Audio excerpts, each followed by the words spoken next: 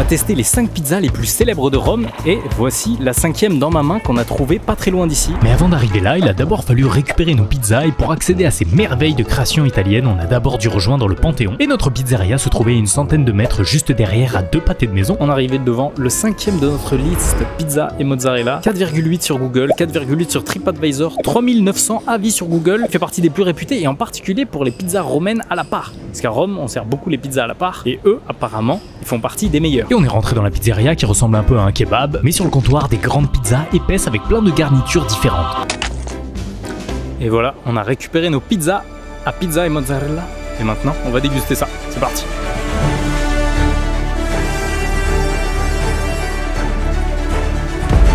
Part de pizza et on va commencer avec une belle part de pizza. On a, regardez, des tomates cerises, roquettes et stracciatella je crois, ou c'est de la mozza. On a une pâte à pizza, on dirait un peu une pâte à pain. Ça sent l'huile d'olive. J'ai tout pris en une bouchée là. On a une espèce de bonne pâte à pain, c'est assez épais, moelleuse. On dirait, ça sent que c'est un truc maison quoi. Ah, aussi un peu. La pâte elle est excellente. Elle est excellente surtout parce qu'elle est imbibée d'huile d'olive en fait. Et du coup l'huile d'olive rajoute un bon goût. Bon, première part très très bonne. Je vais vous dire aussi si après c'est mérité cette 5e place des plus célèbres. On a de la saucisse, on a du champignon. Bah y a rien de plus à dire, hein. Goûtons.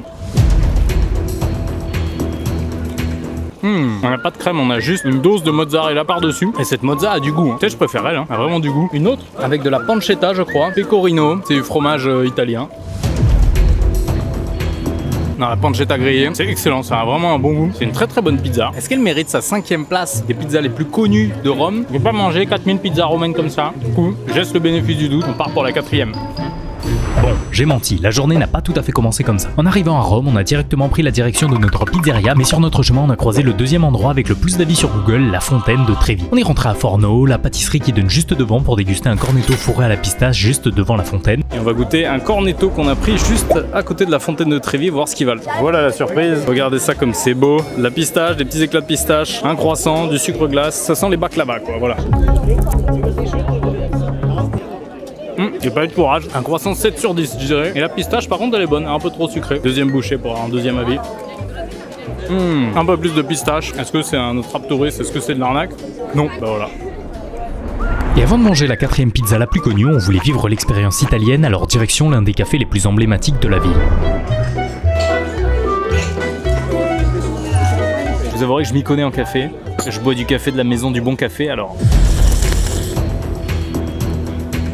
Aucune amertume, pas de petit goût de brûlé. Il y a un petit goût fruité un peu. Par contre, 6,50 €. Voilà, apparemment, ils sont réputés pour leur crème dans le café qui est exceptionnelle. Et ensuite, on a un, bah, vous avez le nom, un arancini, un truc comme ça. Non, je rigole. Waouh, c'est dur.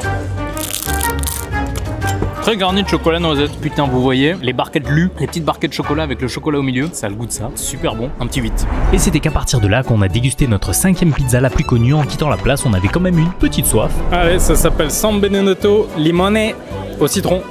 Goûtons.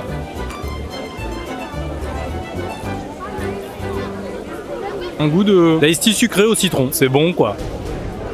Il était temps pour nous de nous diriger vers la 4e pizzeria la plus connue de Rome. Et je peux vous dire qu'on avait hâte. Alors on y allait en courant, 2 minutes, après on a ralenti le rythme quand même. Mais la voici, la 4e pizzeria de notre classement. On est devant la 4e pizzeria la plus célèbre de Rome, Pincitali. Ce qu'il y a de spécial, c'est que déjà c'est plus de 4900 avis sur Google, 4,8 en note, énorme, 4,9 sur TripAdvisor, 11e restaurant de pizza sur TripAdvisor, ce qui est énorme aussi. Et en plus, ce qui est spécial, je l'ai choisi parce qu'ils servent des pizzas. C'est l'ancêtre de la pizza, du coup on va voir ça.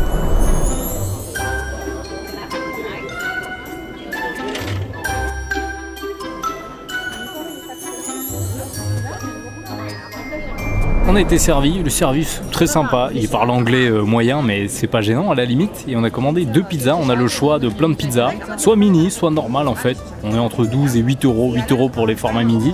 Et regardez ce qu'on a commandé, une margherita. Moi j'ai envie de décrocher. Hop là, regardez-moi cette belle part de pizza cheesy, chaude.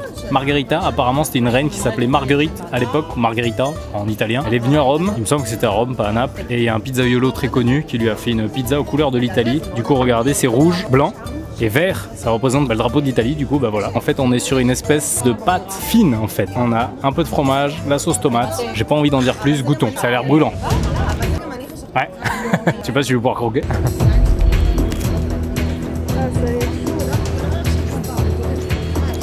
des pâtes fines, croustillantes comme ça, c'est juste incroyable. Alors est-ce que c'est parce qu'elle est chaude? Mais pour l'instant, moi je préfère celle-ci à la première qu'on a faite. Regardez cette arrière de pâte, c'est croustillant, vous vous rendez pas compte. Je vais recroquer une deuxième fois et vous allez écouter.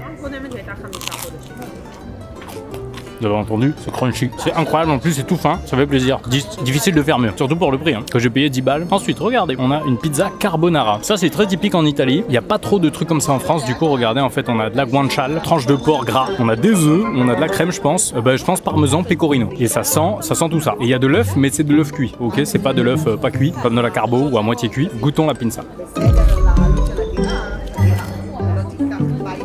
Bien salé, très croustillant, très croquant, un super goût. En fait, c'est un bon équilibre. Dès que cette pizza est fine, on sent hyper bien les saveurs. Celle-là, moi, je mettrais 9, c'est un chouille trop salé. Mais celle-ci, ça c'est divin, c'est 9, ça c'est le petit plaisir, ça. Est-ce que cette 4e place de pizza les plus célèbres de Rome est méritée? Largement oui en fait. Une pizza incroyable et pour aller avec on s'est dit qu'il fallait un dessert incroyable. Alors on est arrivé devant la boutique de tiramisu la plus célèbre, Pompi ça s'appelle. On est une note de 4,3 sur Google pour plus de 10 000 avis. Et sur TripAdvisor surtout 4,3 pour plus de 13 000 avis. C'est énorme pour TripAdvisor. Du coup on va tester ça. En plus ils ont l'air délicieux. Une boutique avec une atmosphère un peu antique, un choix de plein de saveurs de tiramisu et on a récupéré ça pour 5 € et on est parti sur la place juste à côté pour déguster ça. Et on va déguster ce tiramisu dans la Plaza d'España, ça s'appelle comme ça. On dirait ça veut dire place d'Espagne, mais non. Regardez le beau tiramisu de Pompi qu'on a trouvé, qu'on a récupéré, un tiramisu classique. Dans une boîte, il y a une belle quantité pour 5 € franchement. Voyons voir à quoi ça ressemble. Ok, c'est beau ou c'est pas beau? Regardez-moi ce beau tiramisu, magnifique. Prenons une bouchée, je suis intolérant au lactose bien sûr. Une petite pépite de chocolat, elle croque, bien crémeux, bien aérien, un bon goût de café. Est-ce que c'est le meilleur tiramisu de ma vie? Non, mais est-ce qu'il est très bon? Oui. Et surtout, regardez, ce truc là pour 5 balles, franchement, dégusté dans une belle place, regardez ça là. Deuxième bouchée. Il est assez basique quand même. C'est pas mon meilleur tiramisu, mais 8, ça mériterait qu'en France on ait des petits trucs comme ça qui vendent de tiramisu en barquette, c'est incroyable. Regardez, parce qu'on est quand même installé dans cette place très connue, dans plein de films on les voit. Mission Impossible, Fast and Furious. Pour moi, c'est l'endroit le plus connu d'Italie, c'est pour ça que je voulais y aller. Regardez, c'était juste là que Ethan Hunt normalement descendait en voiture en faisant des tonneaux ou je sais pas quoi avec sa petite voiture dans le 7 et faisait des espèces de drift ici avant de s'enfuir par là-bas pendant qu'il était encerclé par une grosse voiture. Là, le ventre commençait à être un peu rempli, du coup, petite promenade. Vue sur les hauteurs de Rome, on a visité le parc de la Villa Borghese, puis 1 heure de marche dans les ruelles magnifiques dans la Trastevere remplie de restaurants, mais un en particulier nous intéressait. Et nous voilà arrivés devant le C ou le 3e restaurant, apparemment le plus célèbre, le plus connu de Rome. Il est classé 6e comme étant la meilleure pizzeria au monde. J'ai trouvé plusieurs sites qui parlent de ça, on va voir par nous-mêmes. Il est noté 4,4 sur Google, 4,1 sur TripAdvisor, c'est pas énorme, 4000 avis, mais il revient beaucoup en fait dans les meilleurs restaurants. 6e meilleure pizza au monde, on va voir ça. Pour manger dans ce restaurant, il fallait absolument réserver. On a pris le menu à la carte, mais il propose aussi des menus en plusieurs services, comme une sorte de restaurant italien gastronomique. Mais nous, on était là pour la pizza. 6e meilleure pizza du monde, on va voir ça. Regardez cette magnifique pizza napolitaine, bien gonflée sur les côtés. Mais avant, on va goûter des spaghettis carrés, ça s'appelait, avec je sais pas quoi. C'est très très bon, c'est crémeux, un bon goût d'ail, d'olive. Oh, cette petite croquette, je pense que c'est excellent, c'est du 10. C'est un carré avec des spaghettis carrés. Je sais pas si vous verrez les spaghettis, mais c'est des spaghettis carrés. Elle est collée la conne. Regardez-moi cette part de pizza incroyable, cette pâte fine, grillée mais pas trop. Une sauce tomate incroyable. Franchement, est-ce que ça se donne pas envie? Allez, c'est parti, on va voir est-ce qu'elle mérite son 6e rang mondial. Merde, on l'a plié.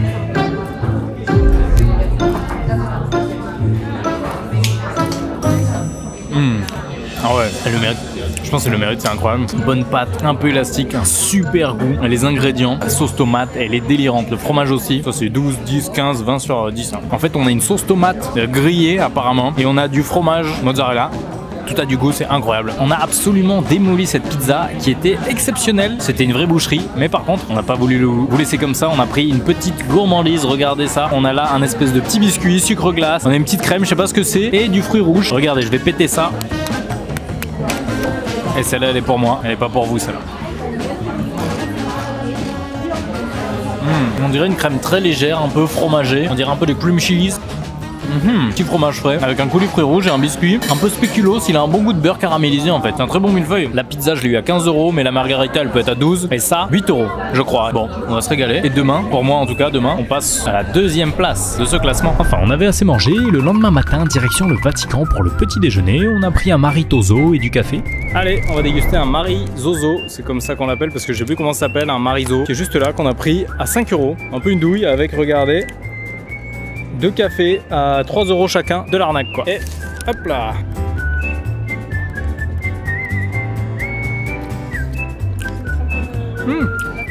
On dirait un peu, ouais ça on dirait un peu une tropézienne. C'est très très bon, très frais franchement. Excellent comme une tropézienne. Deuxième bouchée. Oh, c'est super bon. Une glace avec de la brioche. Ah, ça mérite un bon petit set. Ça se mange très très bien hein, avec le café pour voir ce que ça vaut. Avec le café ça passe très très bien. Ça radoucit un peu le goût trop sucré. La pâtisserie italienne c'est très bon.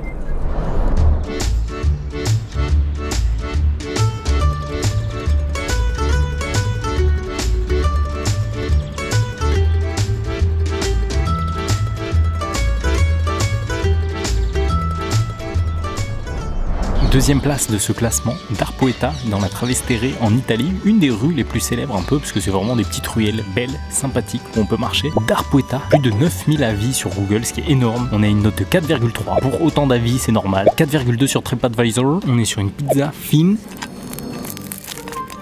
croustillante. Et en plus j'ai pris une marinara pour tester parce qu'on n'a toujours pas prise. Base, sauce tomate. Regardez les petits trucs verts, c'est de l'origan. On a la croûte. Mais avant, regardez ce qu'on a juste devant. Des bruschette. En gros c'est du pain, huile d'olive, tomate. Regardez, est-ce que c'est pas magnifique? Merde. Il a tout ruiné. Bon, on reconstruit tout. Voilà. Et voilà, j'ai fait ma propre bruschette. Bref, écoutez le croustillant. C'est croustillant. Belle bouchée de ça.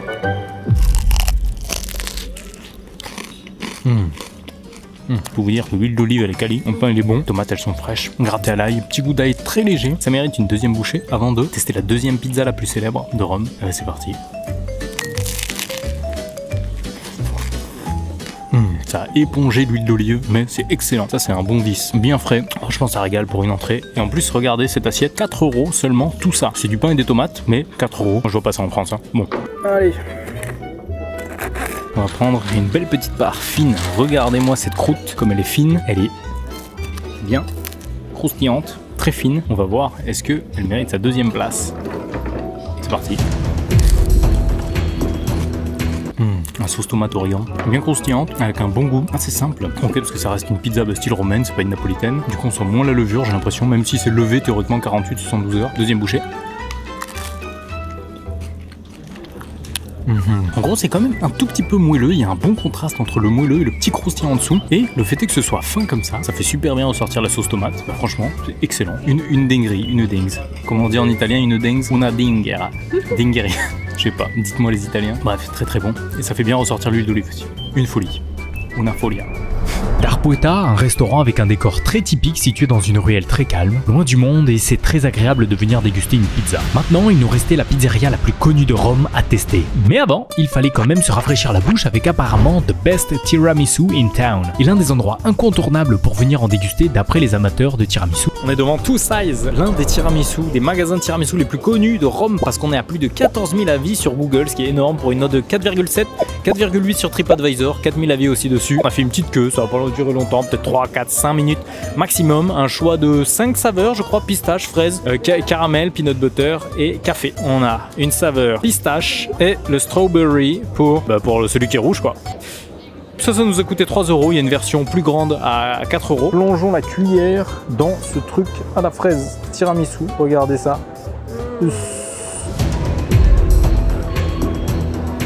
Très crémeux, bien épais quand même. Un bon goût de tiramisu sucré, pile comme il faut. Le petit biscuit, il est bien moelleux, bien spongieux.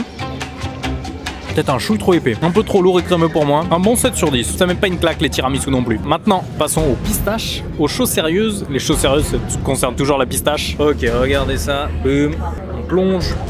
Oh loulou, laisse-moi en lit.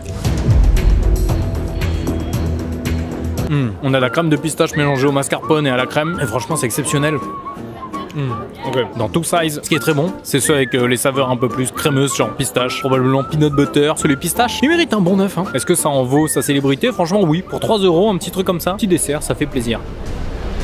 Allez, maintenant le moment de vérité. Allons tester la pizzeria la plus connue de Rome. À l'arrière du Vatican, Bonzi Pizzarium, une pizza comme classée parmi les meilleures du monde, ayant apparemment révolutionné la manière de faire des pizzas à la coupe. Ben, voyons voir.